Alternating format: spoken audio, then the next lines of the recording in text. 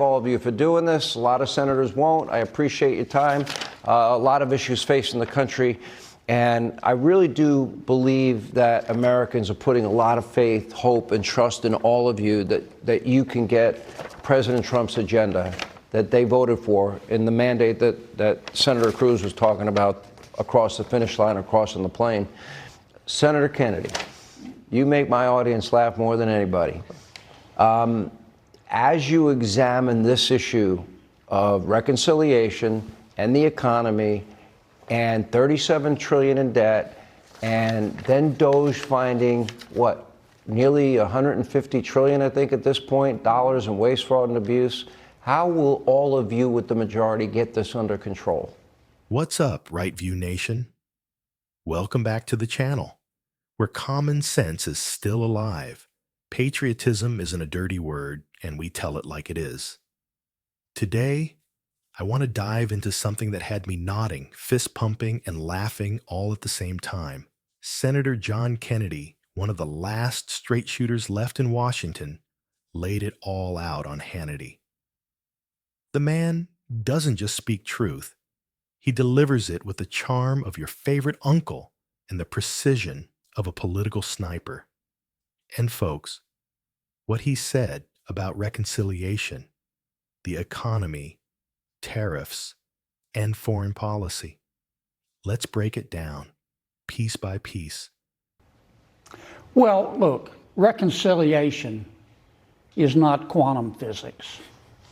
It's about lower prices. To lower prices, Sean, you've got to do three things. You've got to reduce government spending so you have less stimulus. You've got to deregulate the economy so the price of goods and services go down. And you have to design your tax code that looks like somebody designed it on purpose to stimulate growth. Yeah. Now, reconciliation allows us in the Senate to do all three of those things with 51 votes. And that's really all it is. I want to say a word, though, about tariffs, because that's sort of the fourth leg of this stool. I think most fair-minded people would agree with this. Other countries have used trade barriers to take advantage of the American people and American businesses. Number two, President Trump has said enough. We would not be in this situation today had he not been a pit bull. By that I mean there are 195 countries in the world, 70 are begging him to make a deal to lower tariffs. He's like the pit bull, though, who caught the car. Here's what I don't know what the president's going to do next. Here's what I hope he does next. I hope he takes a deal.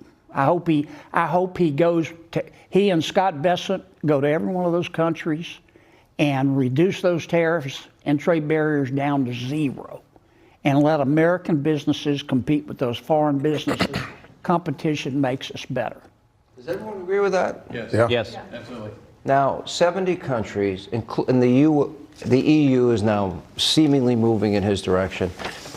I can just tell you, talking to 25 million people on 750 radio stations every day, when Americans hear that our friends and allies in Europe, I'll give a quick example, and I'll stay with you on this. Okay, Germany, they have a 10% tariff, we have a 2.5% tariff, but they also have a VAT tax, or value-added tax. That's a national sales tax.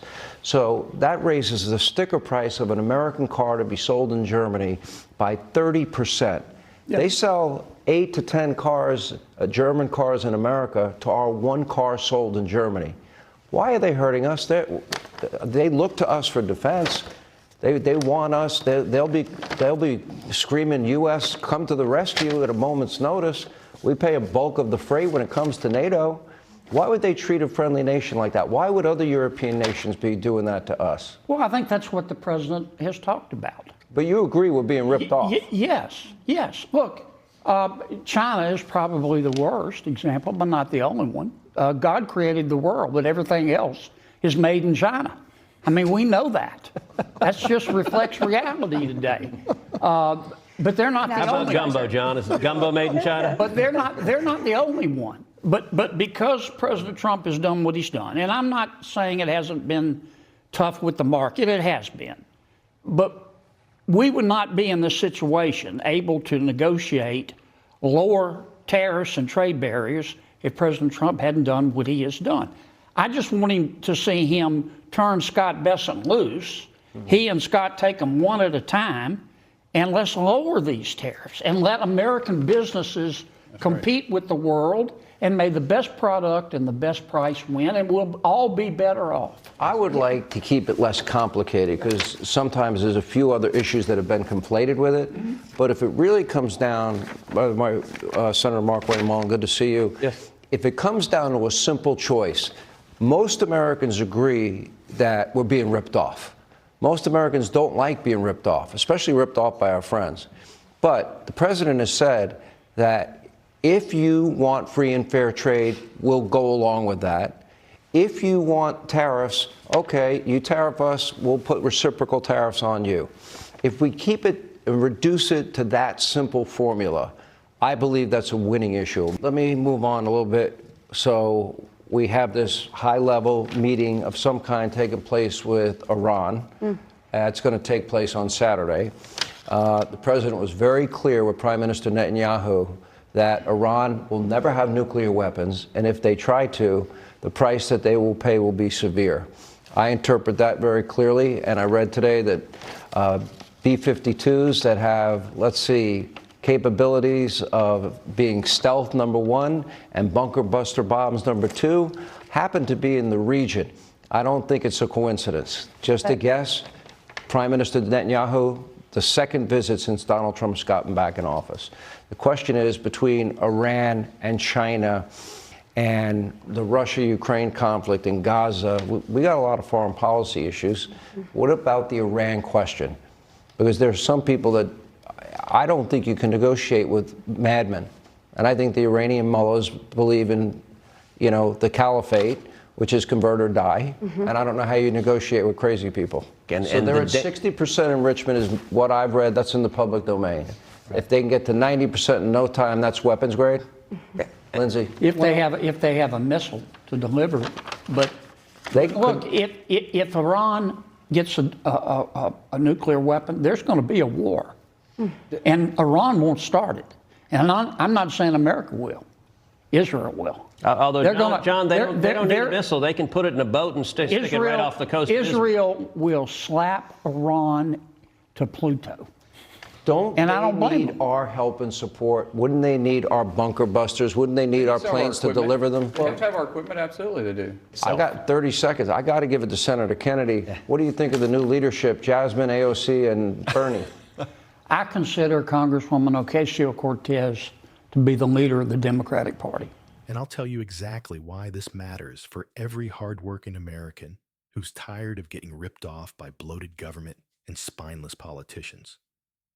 First off, Kennedy reminds us that reconciliation isn't some mysterious political ritual. It's just a tool. A way for the Senate to pass critical legislation with 51 votes. But here's what's important. It's about lowering prices. He lays out 3 steps: cut spending, deregulate, reform the tax code. Simple, right? You reduce the size of government, stop throwing money around like it's monopoly cash, and you give the American worker and entrepreneur a real, Krauss, chance to succeed. That's not radical. That's basic economics. And Kennedy knows it. Now here's where he really hits it out of the park. Tariffs. Folks, we've been getting ripped off by foreign countries for decades, and our so-called allies? Yeah, they've been playing us like a fiddle. Kennedy calls it the 4th leg of the stool, addressing trade barriers.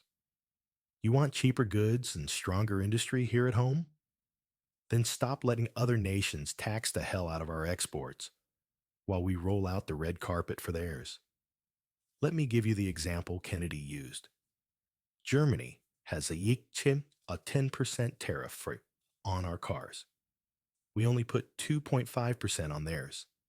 And then they slap a 30% VAT tax on top of that. So when an American car lands in Germany, it costs 30% more. Meanwhile, they dump Mercedes and BMWs all over our market like they're candy at a parade. That's not trade, that's theft with a handshake. And this brings us to President Trump, the Pitbull. In Kennedy's words, and he's right, Trump got 70 countries to come begging for deals. That's leadership. That's putting America first. Look, I'm not saying it's always smooth. The market flinched. The media howled. The elites panicked. But Trump played hardball. And now, we've got a real shot at zero tariffs across the board. Kennedy's advice? Pounce on it like a ninja. You can't make this stuff up, folks. The man's a national treasure. Let me ask you something. Right View Nation, why are we defending Europe through NATO, paying most of the bill while they undercut us in trade? We save their butts, and they stab us in the wallet. These globalist games are why we need America first policies, not global apologies. Senator Kennedy sees it clearly, and it's time more Republicans grew a spine and followed his lead. China, don't even get me started. Kennedy said it best, God created the world, but everything else is made in China. Sad, but true. We sold our supply chains, our factories, and even our medicine to a communist regime. Why? Because career politicians and corporate cowards sold us out. Trump stood up to them, and Kennedy is right. If he hadn't, we wouldn't even be talking about fair trade. We'd be stuck in the same broken loop. Now let's talk foreign policy, because things are heating up. Kennedy and the panel hit on Iran and the threat of nuclear weapons. And you better believe this is serious. Iran isn't a rational actor. They don't care about diplomacy. They care about power. And if they get a nuke, Israel's not going to wait for a UN resolution. They'll act. And you know what? They'll need us, our bunker busters, our planes, our strength. And that's why having a commander-in-chief with backbone matters. Trump told Iran they'd never get nukes, and Kennedy is clear. We better mean it. This isn't about war. It's about stopping one before it starts. And finally, Senator Kennedy drops the hammer on AOC. I mean, this line should be on a t-shirt. She's the reason there are directions on a shampoo bottle. This woman and her socialist pals, Bernie, the Squad, they're running the Democrat Party into the ground. Their policies are fantasy. Their economics are a joke. And Kennedy's plan? Operation, let her speak. Because the more she talks, the more Americans wake up. Folks, this is why we fight. Because voices like Kennedy's are rare, and they make sense. This country can come back stronger. But we need to cut the spending, stop the sellouts, and fight for fair trade. If you agree, smash that like button, subscribe to Right View Nation, and share this with a fellow patriot who's tired of watching our country get fleeced. God bless you. God bless Senator Kennedy, and God bless USA.